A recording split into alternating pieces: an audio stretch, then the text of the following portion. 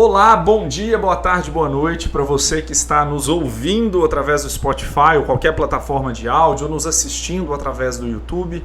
Seja muito bem-vindo a mais um episódio do Almancast. E hoje eu tenho o prazer de receber o professor Danilo. Muito obrigado, Danilo, pela sua presença. Danilo é da área de saúde, mas entrou no âmbito de cooperativismo e engrenou nessa área, né, Danilo? Obrigado, Décio. Obrigado pelo convite. Obrigado a todos os ouvintes. É um grande prazer estar com vocês. Hoje eu brinco com todos que me conhecem que eu sou até farmacêutico. Por formação, sou farmacêutico. Né? Fui coordenador de curso, fiz várias ações, vários desenvolvimentos. E nos últimos 8 anos eu atuo na gestão voltada para a saúde, governança, riscos, compliance, estratégia. É uma área que precisa muito desse modelo de gestão. Eu me diferencio de certa forma por ser um profissional da saúde e acabei estudando e aperfeiçoando muito nessa área. No último ano, por exemplo, eu especializei em marketing. Então, mais uma área que eu tive que especializar e correr atrás desse modelo.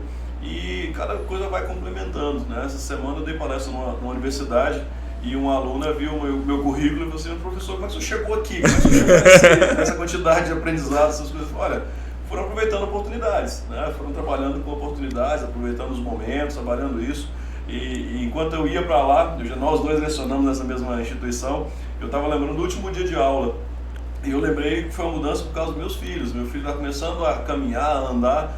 E eu comecei o semestre, dei o primeiro dia de aula, dei ementa para o semestre, olhei o semestre inteiro e falei: opa, meu filho chega em casa, eu chego cansado, ele quer brincar, ele quer correr. Eu falei, não dá mais. Não dá para trabalhar todas as noites, assim. Já tinha 12 anos que eu lecionava em faculdade. E aí eu dei um ponto final, conversei com minha esposa, falei: olha, vamos continuar, vamos fazer um aviso prévio e vamos continuar. E foi assim, e deu muito certo, assim. Sempre eram escolhas muito acertadas e que sempre no desafio, né? Aonde tem alguém que não faz isso, eu ia lá e pegava e ia fazendo, e sempre em desafios. Foi assim com qualidade, né? Em saúde, tinha pouquíssima gente lá em 2009, 2011, depois foi com governança, depois com riscos, com compliance, mais tarde com estratégia, e aí foi criando, foi desenvolvendo. Nos últimos 3 anos eu supri o desafio de sair de quase 13 anos de carteira assinada, e estou 3 anos já 100% PJ. Empreendedor, dedicando no Brasil, né? Enxugando gelo cada vez mais e consegui grandes desafios aí dentro desses últimos 3 anos. E cooperativismo, vamos começar da base, porque talvez quem está nos assistindo, nos ouvindo, não sabe o que é, como é que surgiu, o que é o sistema cooperativismo. Tá? Pois é, Décio, há quase 15 anos atrás, né, vamos lá, professor mineiro contador de histórias, né? Esse nome veio lá do pessoal do Paraná, tanto rodar e falar sobre governança. Uma vez eles me encontraram em um congresso e aí ele falou assim: professor, a gente chama lá de professor mineiro contador de histórias. Então tem muita história, né? 15 anos atrás, quando eu fui chamado para trabalhar em uma cooperativa da área saúde, eu falei para as pessoas, comecei com as pessoas e falamos: olha, eu fui trabalhar, me chamaram para trabalhar nesse negócio, eu fiquei em dúvida e tal. E aí eu lembro da minha mãe, eu lembro de várias pessoas conhecidas, falaram assim: não, mas é uma grande empresa, entra nessa empresa, vai ser muito bom, a empresa é muito grande, muito boa, muito grande e tal. E eu entrei com a certeza que eu estava entrando para ser farmacêutico de uma grande empresa. Com pouquíssimo tempo eu já descobri que era um negócio maior do que uma empresa, era uma cooperativa. É uma cooperativa de trabalho médico. Aí que eu entendi e falei: opa, não é só uma empresa, né? Aqui tem sócios, aqui tem estrutura societária, tem participação, tem desenvolvimento. E aí eu fui me encantando por isso, trabalhei ainda 8 anos como coordenador na parte hospitalar, farmácia, e tive o desafio, falei: sai para a área de gestão. E na área de gestão eu apaixonei mais ainda pelo cooperativismo e vi que é muito carente assim, de pessoas apaixonadas de trabalho. Hoje eu falo, independente de qualquer formação de currículo, eu sou cooperado, cooperativista e apaixonado pelo cooperativismo. E o cooperativismo é isso, né? É a certeza de que tem pessoas que têm a plena convicção de que há uma revolução para ser causada pelo trabalho das pessoas, pelo desenvolvimento. Não é uma sociedade de capital, não é uma sociedade onde você entra com dinheiro. O dinheiro até está lá, mas é uma sociedade de bens e serviços. E aí, a partir da união das pessoas, eu consigo trabalhar e desenvolver. A primeira cooperativa ela surge em 1894.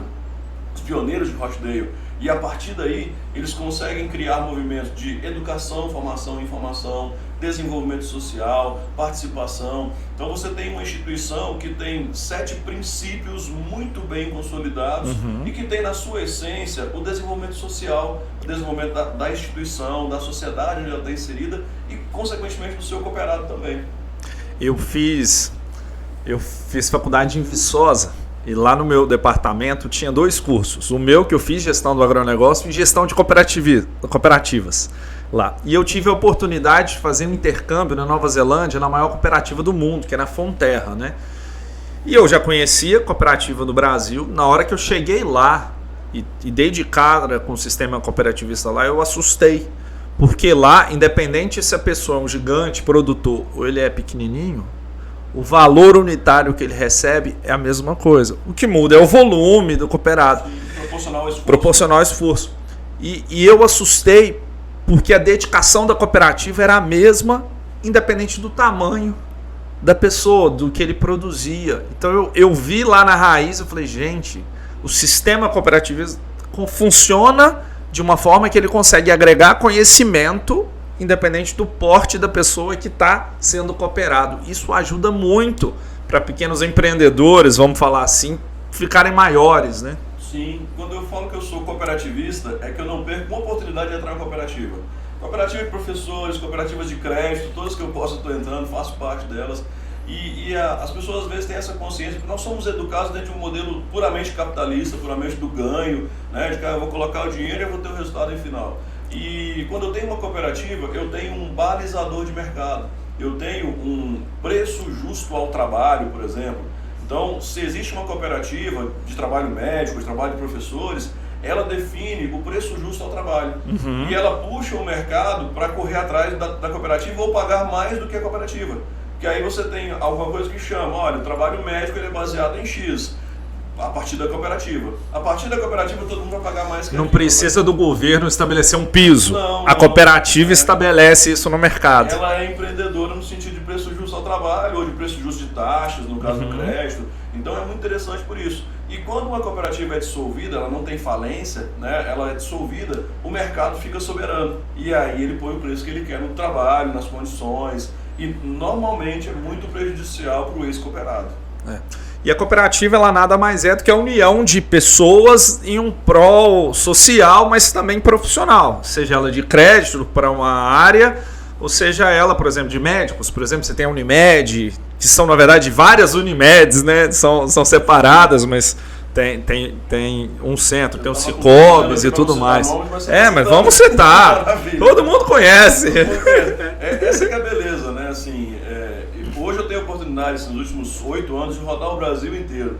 E uma das coisas que eu tenho colocado muito é essa cultura do cooperativismo. Outro dia eu estava no sul de Goiás, antes da pandemia, viajando, e um taxista foi me pegar em Uberlândia, né? Desce em Uberlândia ali, foi me pegando, e ele foi contratado por 2 cooperativas, Sicredi e Unimed. E aí ele foi contratado e tal, ele não era funcionário nem era cooperado. Então a gente foi conversando, batendo papo assim, o que eu estou indo fazer aqui no sul de Goiás? Eu falei, eu vou falar de governança para as cooperativas. Ah, cooperativa é mesmo? Mas cooperativa aqui acabou há muito tempo. Na cabeça dele, cooperativa era só agro. Aí eu falei, não, vou falar para a Unimed e para o Sicredi. É o banquinho? É o banquinho. O banquinho é uma cooperativa. Na cabeça das pessoas ainda tem aquela visão de que é um banquinho, mas é uma instituição sólida, bem estruturada.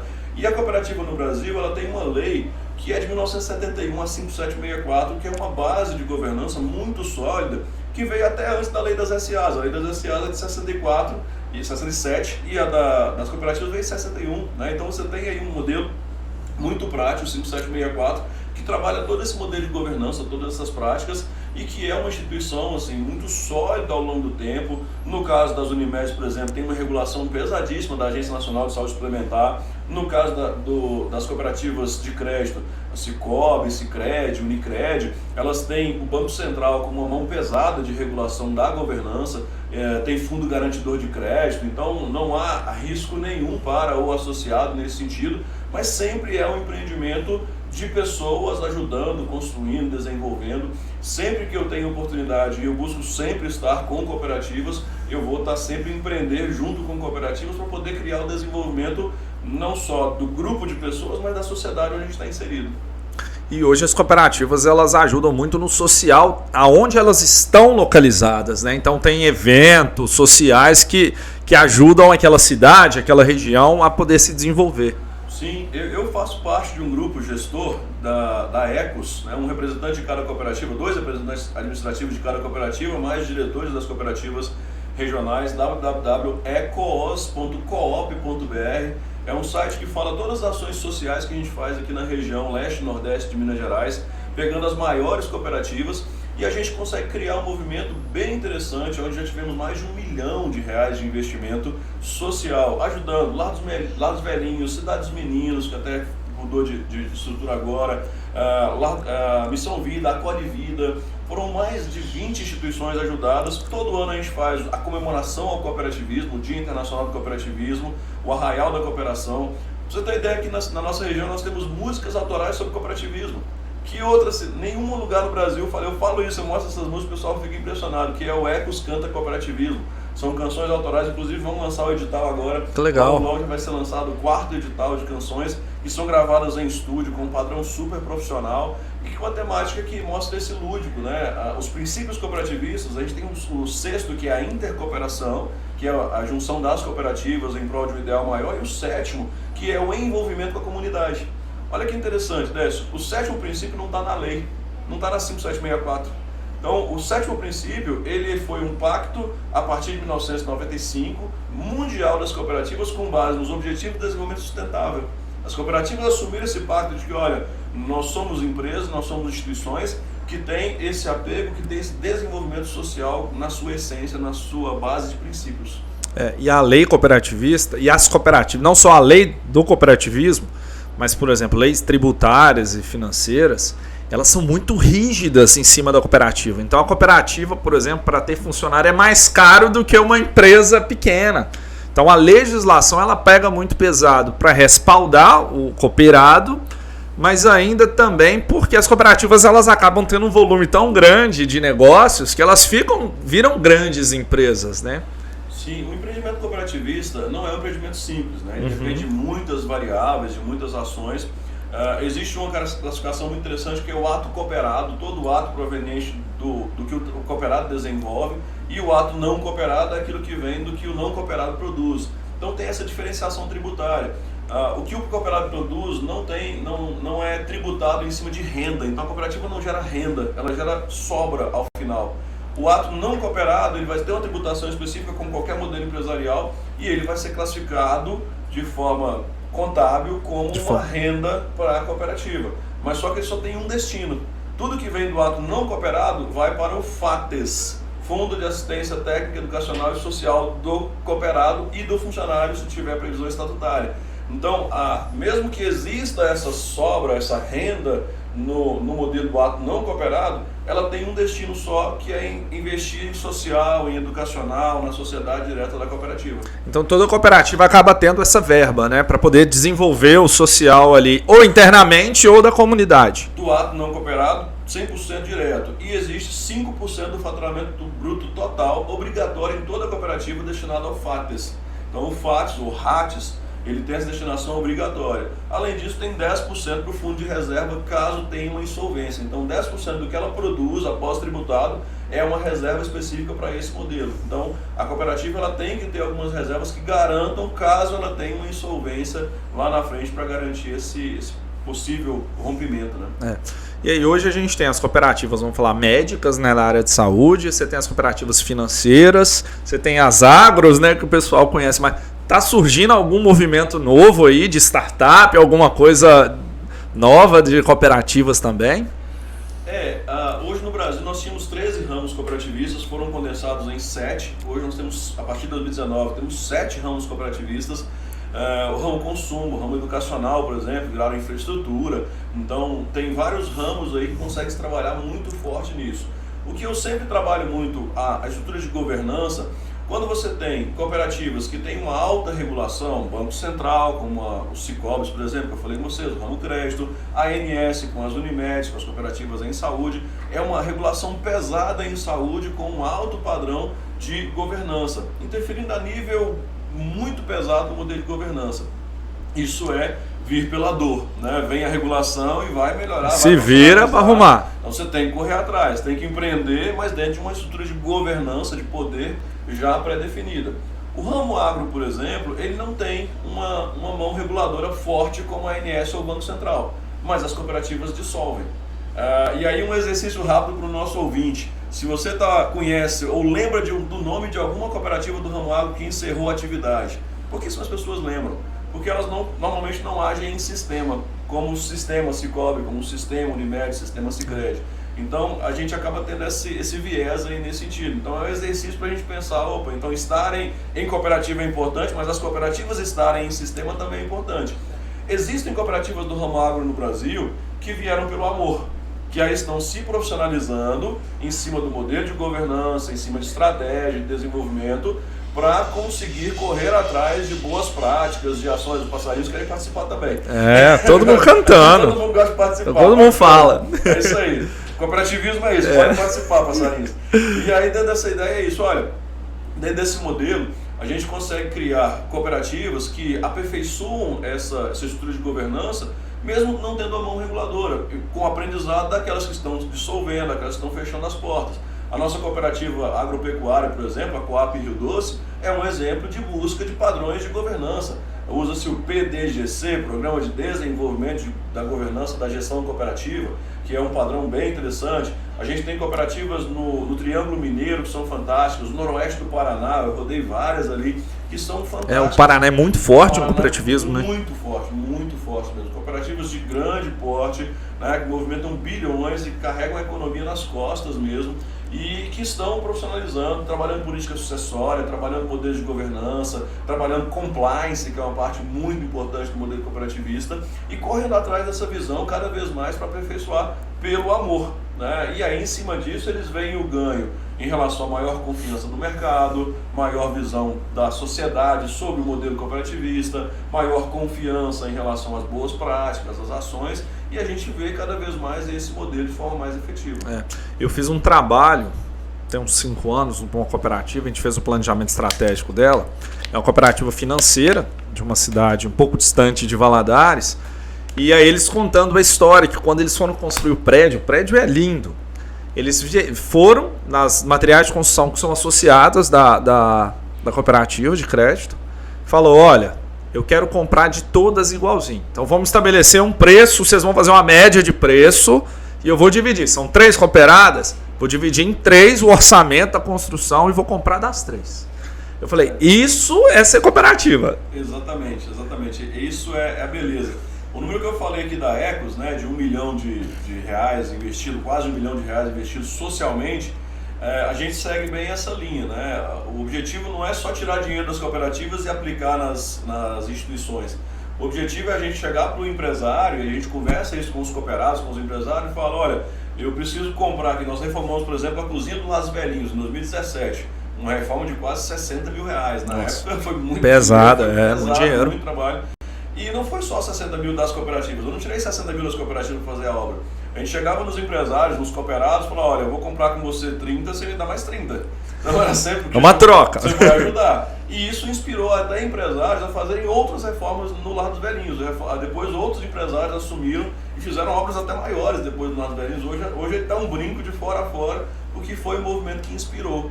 A grande chave do cooperativismo é isso, é ser um movimento inspiracional. Você está fazendo com que 2 mais 2 seja maior que 4. Essa que é a chave, né? O movimento de participação. E a gente não usa isso para marketing, para as ações. No ano passado, por exemplo, a nossa região, a gente viu o auge da pandemia e a gente achava assim, poxa, mas as pessoas estavam pedindo muito alimento, as instituições, batiam muito nas portas das cooperativas, dos empresários, falaram, a gente está precisando de comida, e a gente resolveu fazer um movimento de arrecadar alimentos. Nós arrecadamos na região leste-nordeste, entre mais de 15 cooperativas, 47 toneladas de alimentos. E não fizemos uma super campanha, nem marketing, mas foi com o movimento cooperativista, né, de ações efetivas. Esse ano a gente fez um movimento Cooperação Real, que era doar R$1 de Pix. E foi um movimento fantástico, né? Deu um resultado fantástico para as instituições de Valadares e vamos sempre manter desse jeito. A gente tem o Poeta da Melhor Idade, que é poesia para os poetas. A gente vai lançar um concurso de fotografia esse ano também. Legal. Essa cultura é bem interessante. eu não lembro quem postou, eu vi em rede social, tipo as Olimpíadas, né, que teve em Belo Horizonte. Copa Esporte, primeira vez. Décio, eu fiquei encantado, assim, a minha meta pro ano que vem é levar as cooperativas em saúde para aquele evento, assim, tinha muito poucas lá. Eu joguei peteca masculino, fiquei em 4º lugar estadual, né? Foi um negócio que legal. Assim, de brilhar os olhos, fantástico. Copa Esporte, 10 modalidades. É um networking, é saúde. É maravilhoso, a juventude é muito inspirador, sabe? Eu me senti um senhor no meio dos meninos, mas tinha gente mais velha e tal, tinha truco, né? Tinha ping-pong. Aí é bom, de truco é bom, se buraco, truco, dama, xadrez, eram várias modalidades. Mas é uma coisa que inspira, sabe? Você vem revigorado. É cansativo sair daqui na sexta, voltar no domingo, mas poder representar. Eu fiz um post também falando assim, olha, eu me senti honrado em representar a minha cooperativa. Eu fui pelo Cicobi Crédito Rio Doce, e assim, foi honrado, falei assim, poxa, eu lutei, eu estava lá e batalhamos, e o meu colega, que é policial militar, que jogou comigo em dupla, ele ficou assim, impressionado, assim, a Polícia Militar tem um movimento muito legal. Tem, muito forte. Muito forte. Mas ele ficou, nossa, isso aqui é cooperativa, isso aqui é isso aqui mesmo, cara. Aí, não, a gente tem que fazer isso todo ano, é bem legal. Então, assim, é o lúdico, né? Aquela coisa do tático fazendo as coisas acontecerem, movimentando e fazendo o processo acontecer. Eu lembro muito daquele filme Invictus, com o Morgan Freeman, né? Que conta a história da África do Sul e tal, do Mandela. E o Mandela usou o rugby... O esporte para unir mesmo. Né? Então, o esporte tem essa visão, a cultura faz muito isso. A gente não pode jamais esquecer isso. Eu falo muito para as cooperativas brasileiras, muitas vezes elas buscam modelos empresariais, boas práticas do mercado e esquecem da essência, esquecem que elas são cooperativa, esquecem das pessoas, esquecem do porquê que elas existiram. Vou pegar o exemplo aqui da Unimed, né, mas que é uma coisa interessante para a gente ter uma noção da proporção. Eu tenho uma cooperativa de médicos aqui em Valadares, por exemplo, com 450 médicos cooperados que são donos do negócio. Eles têm uma operação de plano de saúde milionária, que dá muito trabalho, que tem uma mão regulatória que é pesada, e essa operação de plano de saúde fizeram eles terem ou criarem um hospital gigantesco, maravilhoso, referência para a nossa região, que tem a regulação da ANS e da Anvisa. Olha os braços regulatórios, isso dá muito trabalho, mas não pode jamais esquecer da essência cooperativista. Na essência de que, olha, eu tenho tudo isso, eu faço tudo isso, é o desdobramento da minha governança, mas na essência eu sou cooperativa. Então eu tenho que fazer o social, eu tenho que integrar o cooperado, eu tenho que participar. E é esse movimento que eu ajudo. Ainda eu fui funcionário deles por 13 anos, hoje tem 3 anos que eu sou consultor deles. Então eu saí desse modelo, mudei de transição e consigo trabalhar isso em várias cooperativas do Brasil afora. Uma coisa que eu tenho ouvido muito, assim, que seria um egoísmo muito grande eu ser uma cooperativa só. Então, meu berço é o cooperativismo, estou aqui, moro na região, moro em Valadares e consigo criar isso de forma bem ampliada. E aí, vamos lá, vamos pegar essa parte de gestão das cooperativas. Perguntas minhas, só porque eu sei que muita gente pensa também, até comentei com você fora do ar. O porquê é necessário, vamos falar assim, não se trocar tantas pessoas, cabeças das cooperativas. Você vê as mesmas pessoas sempre, por muitos anos. Por que isso é importante por trás? Porque as pessoas falam, nossa, a pessoa é dona da cooperativa, que ela não sai de lá e tudo. Mas tem uma importância por trás disso. Sim, a governança, né, o modelo de governança, ele trabalha com... existe um conceito de governança que eu gosto muito, que é o do Rei Dalio, Princípios, livro Princípios, muito legal, que ele fala o seguinte, olha, governança quer dizer a gestão de uma organização, de uma empresa, independente das pessoas que estão no poder. E o Rei Dalio, ele coloca exatamente essa visão, de que, olha, eu preciso criar um modelo de negócios onde as pessoas tenham clareza de que as decisões não são tomadas pela moral de quem tem o poder, pela cabeça das pessoas, mas pelos pactos éticos que nós temos. A governança ela vem para isso, para evitar que as pessoas tenham esse modelo. E o primeiro passo para se ter governança é ter uma política sucessória, é deixar claro nos líderes que eles são transitórios, mesmo que eles fiquem lá por 2, 3, 4 mandatos, que pode sim ficar, e que o que eu falo sempre às cooperativas é o seguinte, se você tem um líder que o olho ainda brilha, que ele tem vontade, que ele tem força, que ele tem gana, que ele tem essa visão social, que ele tem a visão de contribuir, você está no caminho certo e a sua política sucessória funciona, porque ele sabe que tem pessoas que podem substituí-lo e isso está bem desenhado dentro do modelo. Se você tem uma pessoa que é novo na cooperativa, que é um líder, que fez parte do processo eleitoral, mas que tem a visão totalmente empresarial, E acontece muito isso no Brasil afora, de que eu vou fazer uma cooperativa para que ela dê lucro, para ter resultado. Pode ter, eu quero ter uma sobra para dividir para o cooperado no final do exercício, 3 meses do ano seguinte. A cooperativa não existe para isso. Ela pode até fazer isso, mas uma cooperativa que tem muita sobra. Isso é consequência, não o foco. Ela pode ser maravilha, pode dar resultado, fazer tudo que tem que fazer e dar uma sobra excelente, maravilha. Mas se ela conseguiu gerar trabalho e renda para o cooperado, se ela conseguiu gerar desenvolvimento social, se ela conseguiu fomentar o cooperativismo, ela cumpriu o seu papel. E o extra é ter o dinheiro, é ter a sobra no final. A Europa já entendeu muito isso, o exemplo que você colocou muito isso, assim, que é uma coisa que assusta muita gente brasileira quando vai lá. Eu vou numa cooperativa de consumo e a gente vê que os preços são mais caros que os preços de mercado, que a sobra não acontece no final do ano. E aí quando você pergunta para as pessoas, você fala assim, mas por que as pessoas compram aqui então? Por que eu vou comprar numa cooperativa? Porque as pessoas têm a consciência de que se não tivesse uma cooperativa, o preço seria muito maior. A cooperativa ela é balizador de mercado.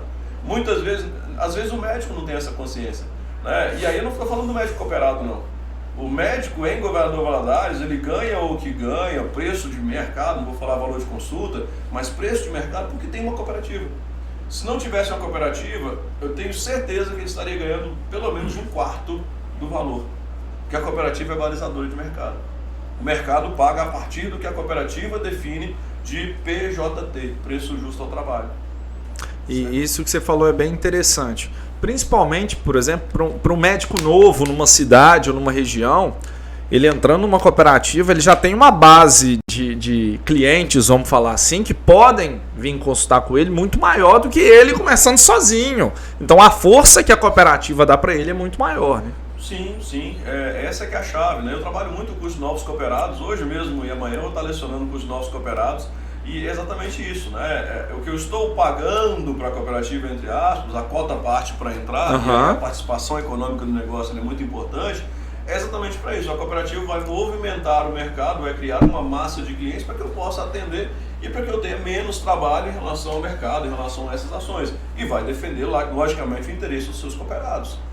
Vai ter um super hospital de referência, vai ter uma casa Unimed com modelo de promoção à saúde maravilhoso, vai ter uma clínica de fisioterapia, vai ter um laboratório nas clínicas. Tudo isso faz parte da governança. O que não pode acontecer é a inversão da governança, que é a grande luta das cooperativas. Os negócios são muito grandes, tem uma regulação pesada, tem uma mão de cobrança gigantesca, e se eu inverto a cobrança, aí eu esqueço que eu sou cooperativa e eu viro uma empresa, eu viro um processo só de lucro, aí a coisa complica. Aí é mais complicado, para poder trabalhar. Eu quero ser cooperado de um Unimed, por exemplo, sou médico. Como é que funciona esse processo, esse trâmite? Olha só, o primeiro princípio, dos 7 princípios que a gente colocou, é a adesão voluntária e livre. Então a primeira questão é essa, assim, você tem vontade de fazer, e aí eu falo muito isso para novos cooperados, eu falo para a governança, você estará entrando em uma sociedade. Então a primeira consciência é essa. A ilustração que eu sempre gosto muito de usar é do casamento. Eu sou casado, graças a Deus, até que a morte nos separe, de preferência dela, lógico, mas a gente sempre tem essa visão, de que, olha, eu quero casar para viver a vida inteira, eu quero casar para ser um compromisso eterno. Sempre que eu for falar com um empreendedor, de que eu vou montar uma sociedade, eu vou entrar em uma cooperativa, a pergunta que eu faço 3 perguntas muito importantes. A primeira questão que você tem que pensar é o seguinte: eu estou disposto a casar? Eu estou disposto a abrir mão da vida de solteiro? Porque você vai ter que ser fiel. Você não vai ter que ter mais um plano de saúde para atender. Não, você tem uma cooperativa, você tem a sua cooperativa. Você vai ter que... Eu vou criar uma conta no Cicobi, por exemplo, na Unicred. Olha, eu vou negociar e vou movimentar meu dinheiro com a minha cooperativa, porque a renda é para a minha cooperativa. Não vou trabalhar com o mercado. É isso. Eu estou disposto a casar? A primeira pergunta é essa. A segunda pergunta que eu faço para qualquer empreendedor e também para cooperativistas quem você vai casar tem alinhamento de valores com você? Quem você vai casar com? A pessoa está alinhada com os seus valores? Porque se você é do dia, você gosta de curtir série, Netflix, e casa com uma pessoa que gosta de farra, de viajar, não vai dar certo. Não vai funcionar. Então, assim, conheça a sua cooperativa, conheça o seu sócio, conheça o empresário em relação a essa estrutura. Isso serve para a estrutura societária, serve para a cooperativa. Tenha uma visão, dê uma pesquisada sobre o histórico, sobre a percepção, sobre esse modelo, sobre os critérios de entrada, porque para a Unimed, por exemplo, não basta ser só médico, tem que ter especialização, tem que ter registro no conselho, tem que ter várias e várias ações a serem desenvolvidas nesse sentido. E aí você tem uma terceira pergunta, que é o casamento em si, que é a estrutura legal, a base legal de contratos, de acordos e de compromissos que você assume a partir de uma lei cooperativista, de uma base cooperativista, de 7 princípios e também do compromisso que você assume estatutariamente com aquela cooperativa, de produzir, de gerar, de trazer resultado, de se comprometer, né, de participar das ações. Então, essas 3 perguntas precisam ser muito bem claras antes de fazer o compromisso, porque depois que faz, você vai ser cobrado em cima disso. Né? Você vai ter esse alinhamento. Tem pessoas que veem esse modelo, não quero isso para minha vida não. Esse número de clientes, esse modelo de negócio eu não quero. Mas é muito bonito, sabe? Eu como apaixonado pelo cooperativismo, vou ser sempre alguém que defende o modelo e vou ser sempre alguém que prega isso. Uma coisa que eu percebi aqui na cidade, eu pedalo, né, faço esporte com vários médicos também, e aí eu ouvi de alguns médicos não cooperados a seguinte frase, que eles trabalharam no hospital da Unimed e falaram, isso aqui é bonito demais. Ver um empreendimento desse tamanho feito pelo trabalho de médicos é maravilhoso. Eu quero fazer parte disso. Aí ele começou a ver, o casamento, né, é uma coisa que eu quero, né, mas não é fácil. Você imagina um casamento, você e sua esposa, né, marido, já não é uma coisa fácil, imagina com 450 Não, sócios, tem os problemas, os problemas. Por isso tem que ter governança, por isso tem que ter regras claras, padrões, sucessão. Sem a governança, você vai ter diretores, vamos falar assim, que vão tentar tirar proveito próprio. Porque é do ser humano, acaba sendo do ser humano tentar olhar isso. E o brasileiro, ele não tem na cultura dele o social. A gente olha muito o umbigo nosso para depois olhar para todos. E a cooperativa, ela não visa isso, ela visa o bem coletivo primeiro, acima de tudo, né? O IBGC, o Instituto Brasileiro de Governança Corporativa, ele traz os conflitos de agência. O conflito de agência quer dizer o agente tomador de decisão, seja ele um funcionário ou um cooperado, ele tem o poder para influenciar outras empresas, outras organizações em geral. O primeiro conflito de agência é o conflito de interesse. A gente sempre fala conflito de interesse é exatamente isso, né? A camisa do Game of Thrones aí, você deve saber aí vários conflitos de interesse que apresentam o tempo inteiro. Agora, né, o spin-off aí tá maravilhoso, falaram até uma coisa dessa, né? As pessoas sempre vão ter seu interesse próprio, né? Sempre, o Hightower sempre, lá, né? O chefe, sempre. O rei tirou a mão do rei e falou, não. Aí alguém questionou, por que você tirou a mão do rei? Não, porque as pessoas sempre vão ter os seus interesses, né? Os seus interesses vão ser sempre conflitantes. O papel da governança é exatamente isso, é conseguir fazer uma segregação para que esses interesses sejam menos e não gere o segundo conflito, que é a propriedade difusa ou a informação divergente, assim, níveis de informação diferentes em relação a esse modelo. E para que tenha uma tomada de decisão efetiva para o todo e não para aquele grupo individual, para aquelas pessoas em relação ao modelo. Então é preciso tomar muito cuidado em relação a esse ciclo dos conflitos de agência, dessas ações em geral. E tudo isso permeado por uma base ética é de suma importância, né? Lá no Campo Esporte, estava lembrando de vir para cá, eu contei para os meus meninos, né? Cheguei em casa no domingo à noite, ficamos em quarto lugar, perdemos alguns jogos, e aí a gente estava atrás no jogo de peteca, e a peteca, alguém bateu a peteca e ia para fora, só que eu levantei a mão e ela bateu na ponta do meu dedo. Ninguém viu, o juiz não viu, ninguém viu, e o juiz marcou ponto pra gente. Na hora eu virei pro juiz e falei, bateu no meu dedo, bateu aqui. Alguém que estava de fora brincou assim, não é brasileiro não. Eu fiquei nervoso, porque eu já estava com sangue quente, fiquei nervoso, falei assim, cara, esse é o brasileiro, meu amigo. O brasileiro é esse cara. O brasileiro não é o esperto, não é o cara que leva vantagem de tudo, não. Isso que eu fiz aqui é ser brasileiro. Aí eu vi aquele silêncio e o pessoal começou a aplaudir. Né? Foi um momento assim fantástico. Eu falei assim, cara, isso é ser brasileiro, é ser honesto, independente de alguém que tá olhando ou não, sabe? Essa esperança cooperativista vem do brasileiro, né? O brasileiro não é esse espertalhão, não é esse cara que quer levar vantagem de tudo. Tem algumas maçãs podres, mas a grande maioria é muito boa, a grande maioria tem uma essência muito boa e tem uma essência de cooperação, sabe? Tem pessoas que não querem, mas a grande maioria quer sim, sabe? E isso que você falou é importante. As cooperativas têm um poder de fazer essa diferença de movimentos, vamos falar, pequenos, tomarem força, tomarem fôlegos para fazer a diferença, para poder fazer a transformação aonde elas estão. E isso é muito importante. Sim, sim. Eu participei de vários movimentos, né, tanto aqui na nossa região quanto no Nordeste, de criação de pequenas cooperativas. Muitas vezes acontece as pessoas entenderem, né, e começar a estudar cooperativismo. Tem associação ali, por exemplo, associação de produtores de bens, de mototaxistas, né, a gente tem essas associações aqui, mas quando você vê, estuda aprofundado o cooperativismo, você percebe que é um buraco um pouco mais profundo, né, tem uma responsabilidade maior. As pessoas que assumem a gestão de uma cooperativa têm os seus bens literalmente penhorados ali no modelo, né? Então assim, não é por brincadeira, você não está só colocando uma associação que seu nome está lá. Não, você põe a sua vida lá. Põe a vida lá. Então esse nível de seriedade, de enxergar que, olha, tem lá conselho de administração, tem conselho fiscal, tem pessoas, diretores, que os bens pessoais deles estão nessa responsabilidade. Então não é um negócio de brincadeira.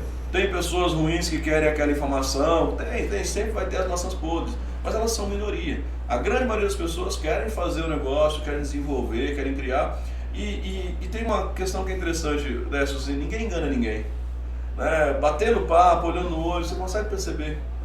As pessoas querem ser enganadas muitas vezes, né? E acabam entrando em papos fáceis, em formas fáceis de ganhar dinheiro. A pandemia mostrou isso várias e várias vezes pra gente. Mas o comunicatio, né? Tomar uma refeição em conjunto, olhar no olho, você consegue enxergar a verdade. Com certeza. Você consegue ver, consegue perceber. E cooperativa sempre tem esse cheiro, sabe? É um cheiro de participação, de envolvimento, de engajamento. E que precisa ser uma gestão democrática, uma participação econômica muito forte dentro desse modelo. Isso é muito interessante. E como é que está hoje a dificuldade dos cooperados se interessarem por participar da gestão das cooperativas? Porque acaba que a pessoa é cooperada, mas na hora de tem que concorrer ao conselho. Não quero trabalhar assim não. Como é que está sendo feito isso, essa consciência, esse desenvolvimento? Eu sou professor também dos cursos de Conselho de Administração, Conselho Fiscal, Brasil afora, em todos os ramos, não só na Faculdade Unimed. Faculdade Unimed eu rodo as Unimed, são 350 Unimed no Brasil afora, mas também pelas OCBs, né, Organizações Cooperativas do Brasil, as OCENGs, no caso de Minas Gerais, a OCEB na Bahia, no Sul inteiro. E um dos trabalhos que a gente trabalha é para trabalhar o quinto princípio: educação, formação e informação. As pessoas naturalmente não têm esse desejo de assumir poder. É uma ilusão achar que é natural, é instintivo. Vamos abrir a eleição, abrir um edital e as pessoas vão querer assumir essa responsabilidade, colocar os bens dela ali na responsabilidade. Não vai. Isso tem que ser despertado.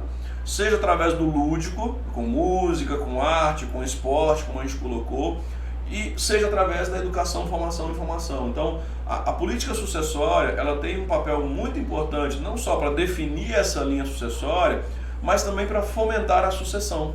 Então, é um trabalho que eu faço muito isso. Eu lembro a Unimed Maceió, por exemplo, ano passado, quase 30 anos de existência, nunca tinha conseguido formar uma chapa com 6 conselheiros para o Conselho Fiscal. E aí eles me chamaram ano passado e falaram assim: Danilo, vamos fazer um curso lúdico de governança, de responsabilidade de governança, para que os cooperados entendam o que é isso, para que a gente tenha uma chapa agora esse ano, 2022, com essa responsabilidade. Tinha lá 60 cooperados, num sábado, o dia inteiro, a praia na frente, mas assim, sabe, muito com vontade, muito dispostos, né, me achando muito jovem. Falei, é uma maravilha, né, assim, ser visto como uma pessoa jovem que quer mostrar as coisas. O resultado final disso: tiveram 3 chapas para Conselho Fiscal. Né? Que legal. 3 de 6. Isso é bom. Dos quase 60, 18 se candidataram a Conselho Fiscal. Nunca tiveram nenhuma chapa conseguiu formar. Era o diretor pedindo, pelo amor de Deus, para alguém formar. Então, o papel é exatamente esse. Vamos trabalhar antes a educação, formação e informação. Vamos fazer com que as pessoas se sintam empoderadas, se sintam na responsabilidade, entendam, e a partir daí elas começam a entender. Eu já estive em cooperativas, em curso de Conselho Fiscal, por exemplo, depois de eleito, que quando eu falo a responsabilidade, quando eu falo o que o Conselho Fiscal está falando, a pessoa vira para mim assim: professor, se eu soubesse que era isso tudo, eu não tinha candidatado a esse curso, não.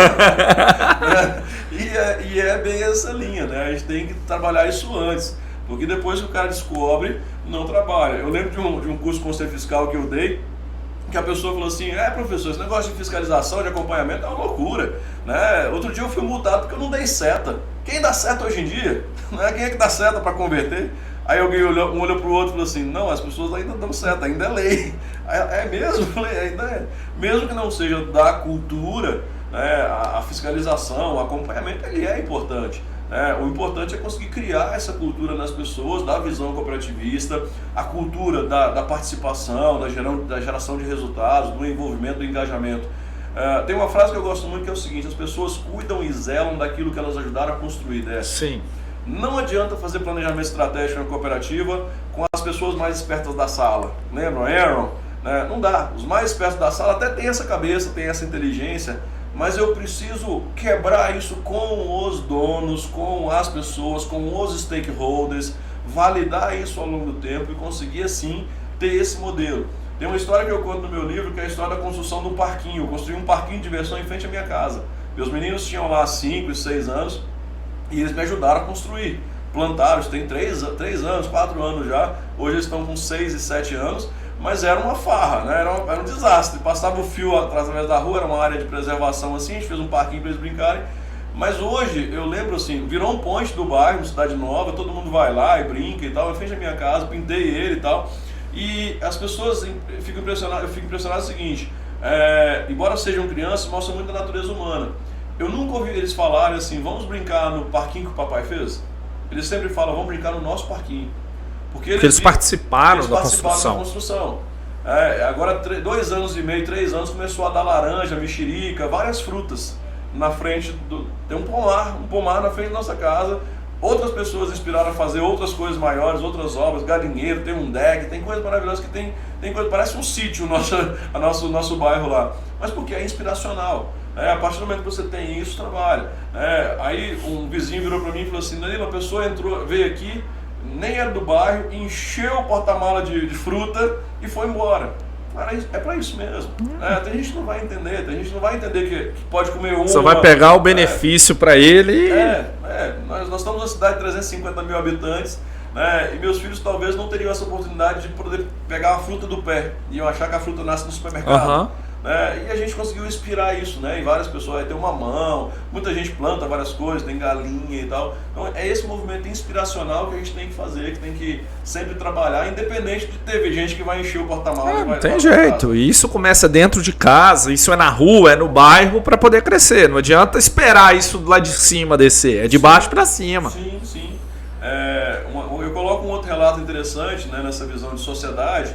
Eu fui coordenador de curso, né, de curso de farmácia, por 8 anos, né, encerrou o curso com minha coordenação e tal. E aí um tempo depois do curso encerrado, um proprietário, um empresário veio me falar, conversando assim de boa, e ele virou e falou assim, ô Danilo, aquela pessoa que formou com você, ela é um bandido. É um absurdo aquela pessoa ter um diploma. E aí eu pensei, refleti e falei, rapaz, se ele fosse um padre, um pastor, um bispo, qualquer profissão, ele seria um bandido do mesmo jeito. Ele só tem um diploma. Então não é o diploma que fez isso, é só que ele colocou a culpa no meu curso, né? A sua formação. Você como professor. E é o nosso peso, né? Nessa formação, nessas ações, como professores, fazer isso acontecer, de que eu reflito, olha, não é o diploma, é a caixa de lápis de cor. Entrega para um artista, vai fazer uma super obra, entrega para uma criança, vai riscar a parede inteira. Então é essa visão que a gente tem que ter de inspiração, de desenvolvimento, e a nossa responsabilidade como professores, eu senti em 2 momentos da minha carreira muito forte essa responsabilidade, quando eu tive a cirurgia de vesícula e quando meus 2 meninos nasceram. A palavra que eu mais ouvi foi professor, que eram meus alunos de enfermagem, de farmácia, ou mesmo de administração, e que me viam lá naquele momento naquela situação. Então, o filho do professor, minha esposa ficou maravilhada, né? Foi super bem tratado. Não, vem cá, o menino do Danilo, filho do professor e tal. E às vezes com coisas até que estavam erradas, assim, não tecnicamente tão bem ou não tão seguras, mas que para ela estava tudo maravilhoso. Então, a nossa responsabilidade como professor é muito forte, dessa nova sociedade, dessa percepção de integridade, dessa visão de modelo e de ações a serem desenvolvidas. E o professor tem muito disso. o conhecimento que você passa é o mesmo para todas as pessoas. Mas tem aluno que quer desenvolver muito mais do que o outro. E isso faz parte. É angustiante para a gente, professor, pegar uma turma de 40 pessoas e 2, 3 quererem estudar de verdade e o resto tá ali pelo diploma. Só que esses 2, 3 vão fazer a diferença depois. Vão conseguir desenvolver, vão conseguir crescer. E isso é muito importante. Eu brinco aqui no escritório que eu contrato pessoas para serem melhores do que eu. Se eu contratar alguém para ser pior do que eu tô errado. Eu tô errado. Exatamente.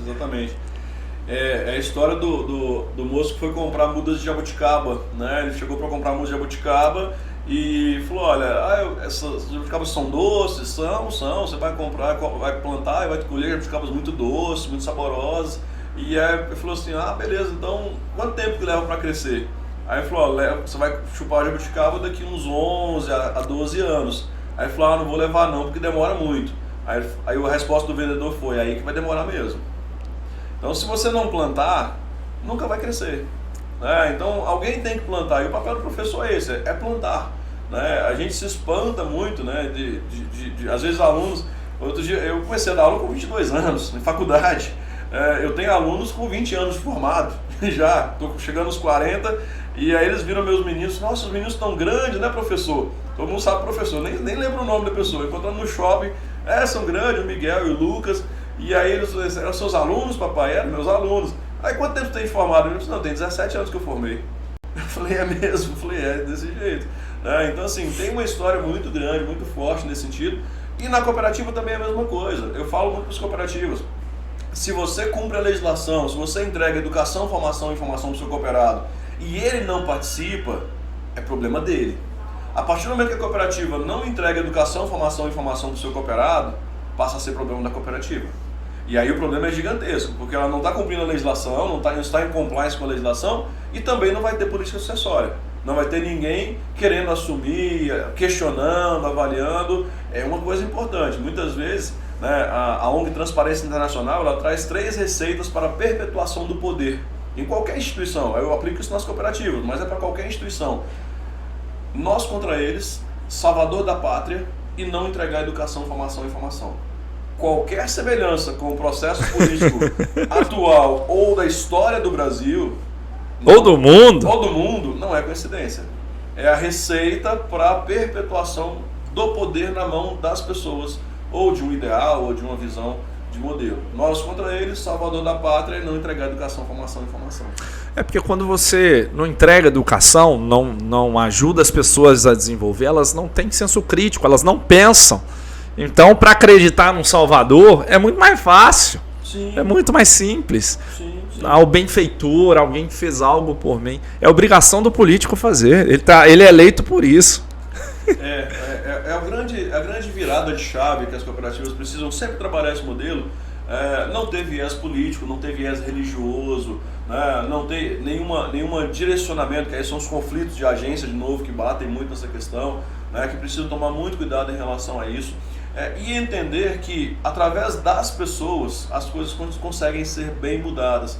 Eu vi recentemente uma palestra da Luciana, de uma cidade no Nordeste chamada Chã de Jardins. Nossa. Chã de Jardins. Depois você procura na internet. A Luciana é fantástica. Não era cooperativa, ela nem sabia o que era cooperativa, mas ela saiu na Forbes como uma das maiores empreendedoras sociais do mundo. Menina fantástica, muito bem, mas que desenvolveu uma cidadezinha que não tinha nada com a visão de turismo, sabe? Falou, nossa, dá para cooperar, a força das pessoas cria uma cooperação fantástica, cria um movimento fantástico, e a partir da Luciana, eu já tinha essa visão, já tinha um conceito muito forte, né? Fiz 20 anos que eu estou em Governador Valadares, eu vim para estudar, fiz farmácia aqui, fiz faculdade aqui, e fui apaixonado pelo cooperativismo, tive a possibilidade de fazer o remoto, né, de criar modelos, e eu cheguei a seguinte coisa, eu falei, olha, eu não preciso ir embora daqui, sabe? A minha terra é aqui, eu nasci em Ataleia, sou uma cidadezinha pequena aqui perto, mas a minha terra é aqui, sabe? Eu posso ganhar o mundo, eu posso ser professor, eu posso ser palestrante, da mesma forma ficando aqui, tendo qualidade de vida com meus meninos, tendo uma cidade bacana, ajudando o cooperativismo, potencializando a região e tendo o meu papel dentro dessa sociedade que é maravilhosa. Eu não preciso ir para São Paulo, para Rio, né? A gente tem esse potencial aqui, né? Um podcast, participar de ações que é maravilhoso, que a gente pode fazer isso e consegue fazer através da força da cooperação. Embora não sejamos cooperativas, sejamos empresas, a gente está cooperando, entregando conhecimento, entregando informação, e quem sabe quem ouvir esse movimento vai ter a curiosidade de pesquisar um pouquinho mais, de olhar um pouquinho mais, de buscar, de aprender. Tu falou de Cicobi, falou de Sicredi, falou de Unicred, esse negócio é interessante, esse negócio de cooperativa é interessante, vou buscar o que é. Eu sou da agro e nem faço parte da cooperativa, a cooperativa para mim é mais uma que eu entrego leite. Não é mais uma, é o seu negócio. Eu sou médico, estou ouvindo o Danilo falar e achei interessante, vou pesquisar esse negócio da Unimed, como é que eu faço para entrar? Já que é legal, já que eu ganho a mais porque tem um Unimed aqui, porque tem uma cooperativa, eu vou ficar mais atento para isso. E é exatamente essa visão. Minas Gerais, por exemplo, é um dos estados de referência do Brasil em relação à participação das pessoas em cooperativismo. A gente tem 17%. No Brasil inteiro, a gente não chega nem a 10%. O sul do Brasil é uma exceção que tem 28% das pessoas vinculadas com o cooperativismo. A Argentina, Chile, outros países próximos da gente tem 99% da produção associada ao cooperativismo. O Japão tem 100%, praticamente 100% da produção agrícola associada a cooperativas. Então o cooperativismo não é uma alternativa, é uma necessidade. É uma visão de agregar valor. Não de ganhar preço, mas agregar valor para o negócio. Acho que essa é a chave. Eu gostei desse ponto que você falou.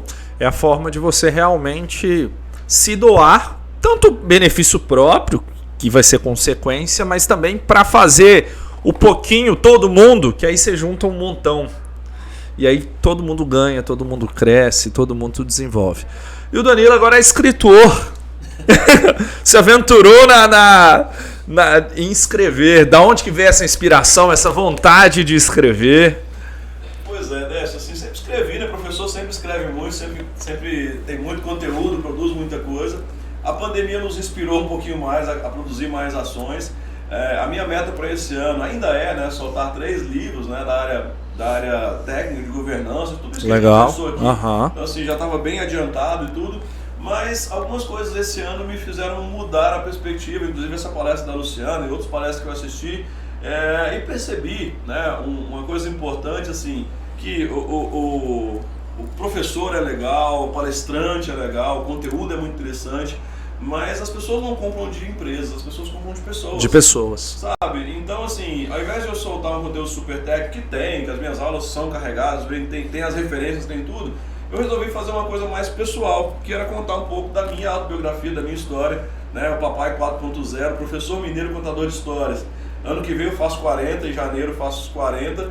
E aí eu peguei as histórias com os meus meninos, as histórias que eu falo em aula. Que legal. As que eu falei, já falei várias aqui para você do livro aqui, se vocês forem ler o livro, já vão perceber que tem várias dessas histórias aqui que a gente colocou, a da jabuticaba, a construção do parquinho, coisas práticas, e que se a gente observar tem muito aprendizado nisso. Então eu inverti um pouquinho a prioridade, falei, vou lançar uma coisa mais pessoal, uma coisa que me lance realmente como ser humano, como pai. E aí o outro também vem, né? A visão do digital, do online. Eu trabalho estratégias gerenciais de clínicas de consultórios também, por exemplo. E também é um conteúdo que vai sair esse ano também, de material. Então vai ser produzindo muito material, então me inspirei e tenho tido ótimos resultados, né? Tem tido assim, muita gente que se inspira, que coloca, né? O programa do Júlio Avelar, por exemplo, a gente fui lá no programa dele falar do GAC, ele falou, não, vamos colocar o livro e tal, ele falou, cara, eu tenho um livro muito grande, com quase 600 páginas, com foto. Aí eu falei, Júlio, o que você espera? Cara, lança, né? A gente tem 2 formas da nossa história ser contada, que é pelo leão ou pelo cordeiro. O leão ganha as batalhas e o cordeiro morre comido pelo leão. Se você não contar a sua história, ou o leão ou quem viu o cordeiro ser morto vai contar a sua história. Eu contei essa ilustração para o Júlio. Então, conte a sua história. Não espere você ser morto ou alguém ganhar a batalha para contar a sua história. Então foi isso que me inspirou. Eu falei, vou contar a minha história, vou falar um pouquinho do que eu fiz, das minhas ações, de até onde eu cheguei. Você tem essa curiosidade de ver o professor, de entender, e virou uma coisa bem interessante assim, de aproximação das pessoas, de contato, de conexão mesmo, e até com os meninos mesmo, né? De ações em geral. Eu me lembro quando eu estava dando, logo que os meninos começaram a tomar essa consciência, né, de que eu estou nas redes, estou dando entrevista em geral, e eles viam muito desenho animado, né? Patrulha Canina na época. Nossa, meu filho está nessa fase, E aí eu saí para dar uma entrevista pro Miguel. O Miguel devia ter uns 3 anos. Assim, meu filho, papai vai dar uma entrevista, fica de olho aí que vai aparecer. Aí ele falou assim, papai, você vai aparecer na Patrulha Canina? Não era Patrulha Canina, vai ser nesse modelo, né? Mas é essa visão, né? E enxergar os meninos, ver a mudança. Agora saiu o Philip Kotler, lançou o Marketing 5.0, e aí ele trouxe uma nova geração, né? O geração Alpha, o geração iPad 2010 para frente. Eu descobri que eu tenho 2 Alpha em casa. E o Lucas, eu chamo geração Pepa. Super nativos digitais, né? Que estão ali com o iPad na mão o tempo inteiro. E foi interessante assim, o Lucas, por exemplo, eu descobri que ele nunca tinha assistido televisão aberta para pegar um controle e assistir. Nas férias agora eu descobri que ele estava assim, né? Nós sentamos para ver nas férias, na praia, e aí ele viu um desenho que era o Thundercats. Falou, qual desenho papai assistia e tal. Aí ele gostou, começou a ver, e aí fomos sair, ele falou assim, tá beleza papai. Primeiro ele falou assim, papai, salta essa introdução, porque é chato ver dessa musiquinha de novo, já vi e tal, salta. Eu não entendi, né? Fomos pra praia, voltamos, chegamos à tarde, ele falou assim, papai, eu quero ver o desenho dos gatos de novo, do Thundercat de novo. Aí que caiu a ficha, aí que entendeu, caiu a ficha é coisa da nossa cidade. A referência só vai vir para os da nossa cidade pra cima, caiu a ficha lá do orelhão. Aí que caiu a ficha que ele nunca tinha assistido, só liga a televisão para ver os streamings, né? Ou YouTube, no geral. Então, que aí você dá play e tudo, certo? Papai, eu queria ver o desenho porque eu assisti hoje de manhã. Eu falei, não, meu filho, não é assim. Você não vai chegar e vai colocar o que você quer assistir. Aqui tem um horário específico, a televisão é isso. E esse super nativo digital é essa figura, né? Que está ali com esse acesso, com essa visão e que traz muita coisa nova, né? Isso não tem a ver com idade, né? A divisão de idades é interessante. Mas, no caso da cooperativa, por exemplo, a cooperativa ser uma startup é algo muito importante para a gente conseguir criar essa mentalidade, o startup mentality da inovação focada nas pessoas, não nas ferramentas.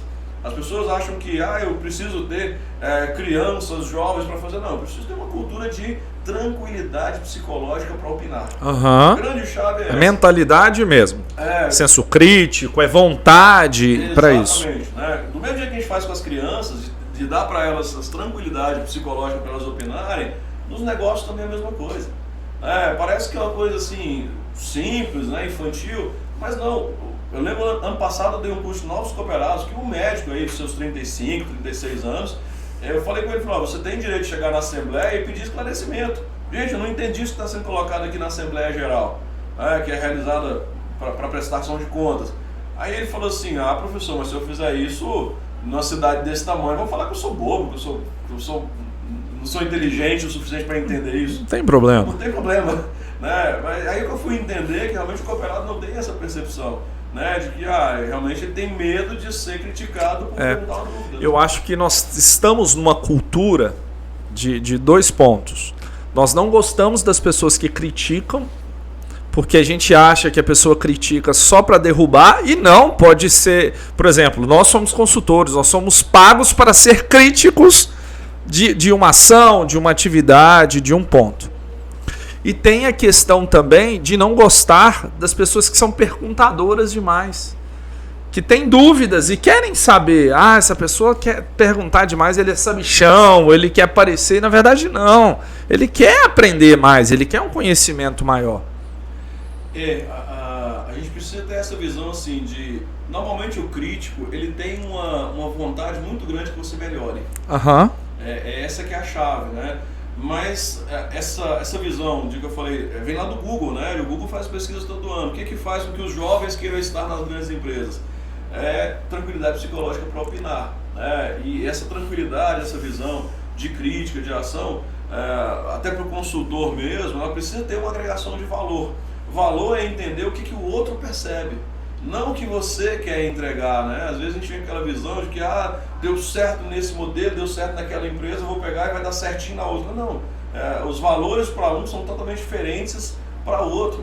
Eu trabalho todo mês lá na Unimed Imperatriz, lá no Maranhão, né? Eu vou lá no Maranhão toda vez. Lá as pessoas ricas não têm plano de saúde, as pessoas com muito dinheiro não têm plano de saúde. Eu fiquei impressionado com essa realidade. Mas por quê? Elas têm o dinheiro debaixo do colchão. Elas compram um gado, colocam ali e tal, elas preferem ter um seguro ou uma coisinha assim. Mas se precisar, elas pagam particular e vão ali no dinheiro o tempo inteiro, pegam os pontos. é outra cultura, é diferente da cultura de outras regiões desse modelo. É a percepção de valor, é o desenho que precisa se ter dentro desse modelo. Tem uma história que eu coloquei no livro do Lucas, né, hoje com 6 anos, quando ele tinha 4 anos, e aí eu quero o seguinte, eu fui lá na minha pandemia, fez a gente virar tudo. Tudo. Aí eu comprei uma câmera de segurança e fui instalar a câmera de segurança lá na minha casa, subi, peguei a escada, fui instalar e tal. Aí chega um menino de 3, 4 anos assim, papai, o que você tá fazendo? Eu falei assim, meu filho, papai tá instalando uma câmera. Pra quê, papai? Meu filho, pra ter mais segurança aqui em casa. Pra que mais segurança, papai? Eu falei assim, meu filho, pro ladrão não vir na nossa casa. Mas por que o ladrão vem? O ladrão vem pra roubar, meu filho, pra levar as nossas coisas. As nossas coisas? Meu filho, as nossas coisas de valor. E falei isso com ele, né? Tô lá instalando, terminei de instalar, funcionou, beleza, deu no celular. Tirando a escada, volta ele com a mãe dele, de mão. Mamãe, vem ver. Papai tá instalando uma câmera pro ladrão não roubar o meu cachorro. Ele já entendeu. Que é o vira-lata. Mas ele entendeu. Pra ele tem valor. Essa que é a questão. Às vezes a gente vem com aquela visão de que o que é valor para mim? Se perguntar assim, o que tem valor? Tem as bicicletas, tem a televisão. Mas para uma criança de 3, 4 anos é o vira-lata dele. É essa cultura que a gente tem que ter. E não dá para ter os mais espertos da sala. O desafio da cooperativa ou de qualquer negócio é conseguir entender essa visão de que, olha, o que é valor para o nosso quadro de associados? O que é valor para a nossa sociedade? O que a gente pode desenvolver? Eu sou apaixonado por Ibituruna. Eu falo que a gente explora muito pouco. Não explora nada. O que é cultura, né? Tem o Festival de Gastronomia que é maravilhoso. Tem muita coisa regional que a gente pode desenvolver com o potencial das cooperativas e que dá para fazer muita coisa. Só de trilha de bicicleta tem mais de 20 ali, de trekking, de bike que dá para fazer. Então tem um potencial ali gigantesco para ser feito, que é um valor para a nossa sociedade, e às vezes a gente deixa aqui de lado, né? A gente vai pagar caro para ir ali em outras regiões, ou até sair do país. Tem coisas muito bonitas aqui na nossa região que dá para aproveitar e que tem o nosso valor muito, muito próximo, né? O próprio Valadarense não sobe, né, Ibituruna? Sim. Ele não sobe, ele nunca foi. Quem tem condição, por exemplo, vou ficar um final de semana num hotel na Ibituruna. A pessoa fala, não, vou gastar da Ibituruna. Não faz sentido, mas faz. Você curtir, você conhecer, tem cachoeira, tem tudo para você conhecer. Você não conhece a sua cidade. Sim. As pessoas que vêm de fora ficam impressionadas, né? Sempre que vem alguém de fora, eu tento levar alguém, colocar... E a gente olha assim, poxa, mas tem isso tudo aqui? Tem hotéis maravilhosos, tem refeições muito boas, tem estrutura muito boa, e a gente precisa ter essa construção, né? A boa governança, ela leva tempo para ser construída, ela vem de dentro para fora. De dentro para fora é pegar a cultura, chamar as pessoas para construir, para desenvolver, para trabalhar, para criar, e essa cultura ela vem de todo esse ambiente onde a gente está. A gente precisa trabalhar uma cultura, trabalhar as pessoas, trabalhar uma sociedade, mostrar que nós somos o bom brasileiro, né? O bom brasileiro é esse cara honesto, trabalhador, digno, responsável, não é o espertalhão, não é o bobão, né? Não é o cara que só gosta de futebol, né? Então a gente tem que ter muito essa cultura e parte da gente, né? Nós vivemos aqui um momento numa grande crise, né? Que faltou água na cidade e nós pagamos R$35 no galão de 20 litros de água, custava 7. Esse é o bom brasileiro? Não, esse é o espertalhão. Esse é o cara que quer passar a perna em todo mundo. A gente precisa ter um movimento de integridade, mas tem que começar em cada um de nós. Se depender de mim, se depender dos meus filhos, vai acontecer. Eu percebi certa vez que alguns hotéis ensacolam a água que estão no frigobar. A água e refrigerante são ensacoladas e vedadas em cima. E eu nunca tinha observado isso. Assim, ia lá, precisava, abria e tudo. E aí um aluno me falou uma coisa, um conselheiro de administração falou assim, Danilo, eu tenho um conselheiro que ganha muito bem, recebe muito bem, mas ele estava contando na reunião do conselho, que estava mostrando para os filhos dele como é que fazia. Bebe a água lá no frigobar, que está geladinha, e vai lá na torneira, enche e veda e fecha de novo e coloca lá. Um cara bem remunerado, um cara, assim, sabe, não tem necessidade nenhuma de fazer uma coisa dessa, mas estava com orgulho de falar numa reunião de outros gestores que ensinou isso para o filho. Sabe, essas coisas a gente tem que romper, a gente tem que quebrar com essa visão de que esse é o brasileiro. Não, o brasileiro é o cara que quer cooperar, é esse cara ético, responsável. É honesto. Honesto. E essas coisas tem que acabar, né? Tem visão. Mas para isso precisamos de uma cultura, né? Tem um médico que eu vi o podcast dele maravilhoso, Miguel Nicoleles, o cara que fez aquele esqueleto na Copa, a Copa no Brasil. que chutou a bola lá. Um tetraplégico chutar a bola. Né? Nós tivemos 11 segundos desse chute da bola. O mundo inteiro teve 9 minutos lendo o texto, falando o marco que era para a humanidade aquela coisa. E o Brasil teve 11 segundos, porque o ônibus da seleção brasileira precisava descer, o menino Ney precisava ser mostrado. Sabe? Esse tipo de cultura tem que ser rompido.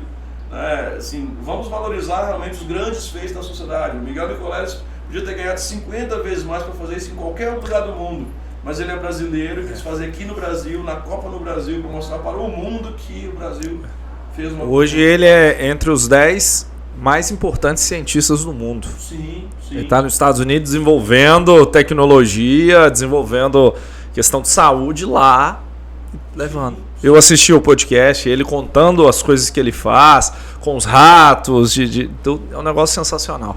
Sim, a gente precisa ter esse orgulho, sabe, dos brasileiros que fazem a coisa funcionar. Né? A partir do momento que a gente entendeu, né, que o outro está tendo sucesso e a gente consegue reconhecer, a coisa começa a dar certo. E ficar feliz com o sucesso dos outros e ajudar, divulgar, desenvolver, isso é muito importante. Sim. A minha esposa foi em um evento comigo recentemente, ela ficou impressionada com a quantidade de pessoas que vêm tirar foto comigo. A pandemia, né? E eu não conheço as pessoas, né? Eu dou muita aula online ali. E aí, o professor, vem cá tirar uma foto, vem aqui tirar uma foto. Aí sempre levava os livros, dava um livro, pedia para fotografar e tal.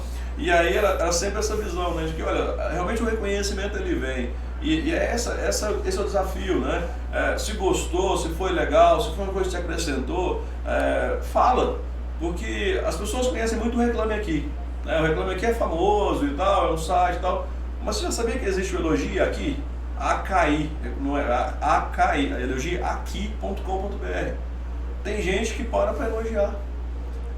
Mas a gente tem que fomentar essa cultura. Com certeza. Senão a gente vai olhar só o Reclame Aqui, não o Elogia Aqui. Então assim, se gostou, se participou, se foi um bate-papo legal, se me viu na rua, te viu na rua, né? Fala, cara, foi bacana, que coisa legal. Comenta na rede social, compartilha, isso é importante. Isso é valorizar a cultura, isso é fazer, isso faz parte da cooperação. Às vezes a gente fica naquela, mas isso aqui, aquilo, não, é da região e é muito importante fazer isso. Aprender a elogiar é importante. Sim. As pessoas ao seu redor, as pessoas que trabalham contigo, familiares, outros que você talvez não conhece, mas gostou do material. Então são coisas importantes. Eu contando essa história da peteca que eu falei lá no domingo, né, para os meus 2 meninos.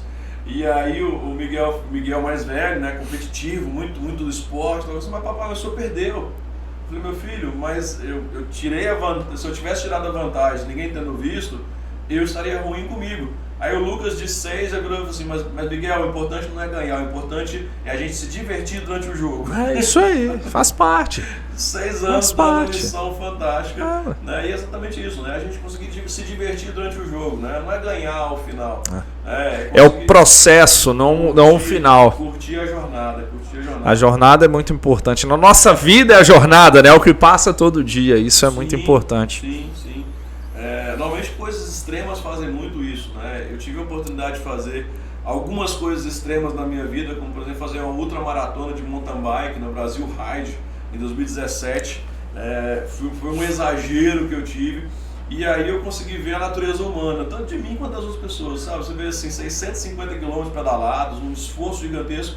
E eu ainda sinto muito essa vontade, sabe? De voltar, de fazer de novo. Mas eu coloquei uma coisa de propósito para mim. A medalha é maravilhosa, né? Eu consegui concluir. Tive um amigo fantástico, o Diego, né? O proprietário do Recanto do Queijo. Um cara maravilhoso, coraçãozão desse também, maior do que ele. Olha que ele é grande. Ele é grande, muito ele é grande. Coração.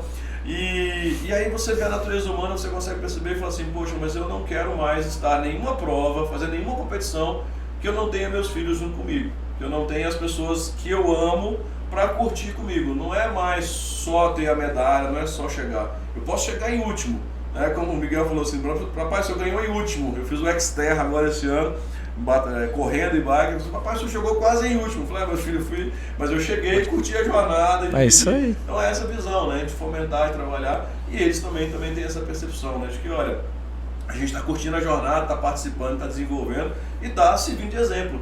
Às vezes a gente olha assim, poxa, mas você faz isso, participa disso, as pessoas curtida não paga boleto, né? Mas pouca gente curte, mas você vê que pequenas ações que você faz, pequenas falas, vão inspirando, são sementes plantadas E plantando sementes boas, no final a sociedade melhora.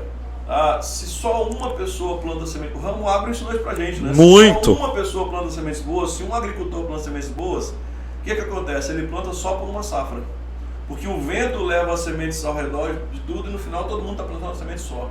Então o importante não é um agricultor plantar sementes boas, o importante é todo mundo ao redor plantar sementes boas.